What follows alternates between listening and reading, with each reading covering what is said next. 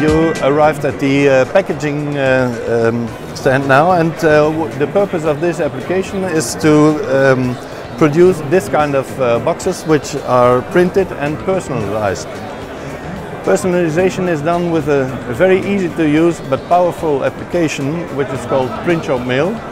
And in this application we are using just very few tiny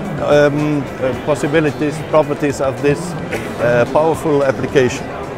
So what we have here is a PDF as a background connected to a database with variable data, and those data will be variable printed on those boxes. It will be sent to our hardware, and then afterwards it will be cut by a die system, and then we put in a gift for you.